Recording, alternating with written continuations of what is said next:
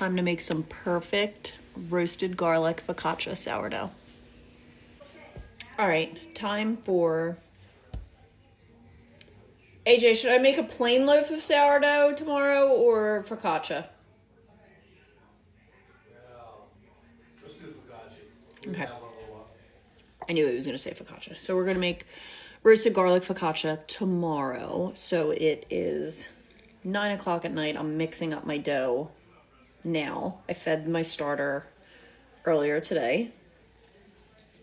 So I'm mixing 125 grams of starter, 325 grams of warm filtered water. Mix this up.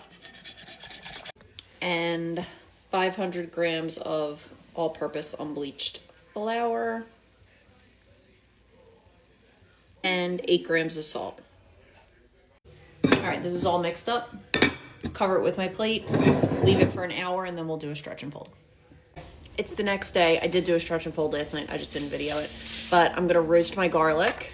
So I just have a whole head of garlic. I cut the top off of it to expose the cloves. I'm gonna drizzle it with some olive oil. Add a little salt, pepper.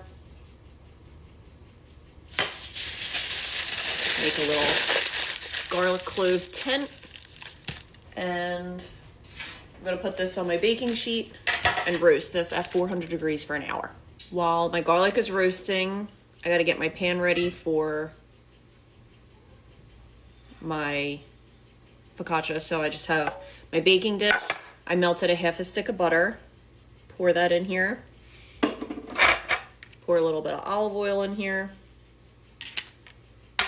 Again, the butter is needed so that the focaccia doesn't stick to the pan, because with just olive oil, it will stick to the pan. And this is my dough.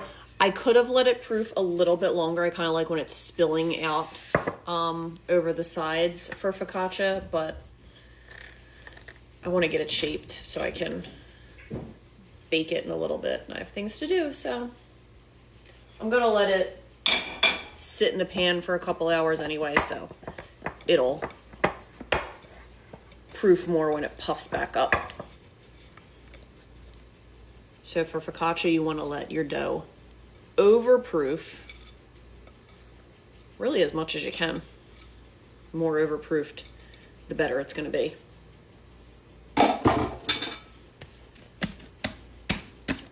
So I'm just loosely shaping this into a little ball.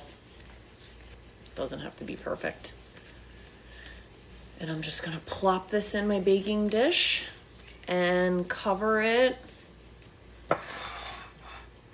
probably for about 2 hours.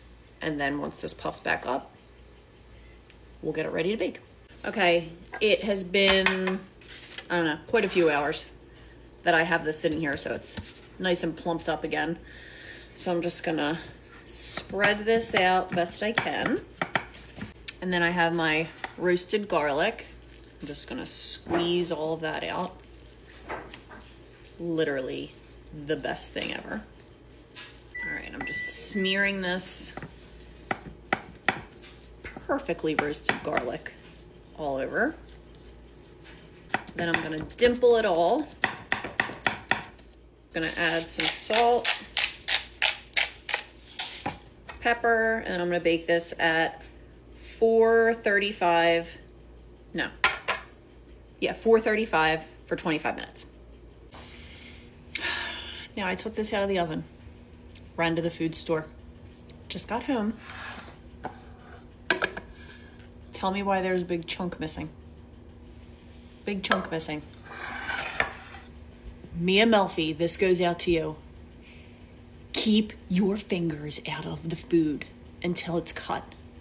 Every time I have a fresh loaf of bread, a fresh anything, she sticks her paws in it and rips the top off of anything, a dessert, a bread, anything. She can't help herself. So Mia, I know you're watching this. I know you're gonna watch. I know your friends are gonna watch this. Everybody tell her, keep your hands out of it. She's not gonna listen, but Anyway, let me slice it up. All sliced up, bagged up. Look at how buttery and oily that is on the bottom. Soaks up the olive oil and the butter. Oh, so good. This is perfection. Dip it in balsamic, dip it in some olive oil, salt, pepper, and Parmesan cheese. Or just eat it by itself. Delicious. Okay, bye.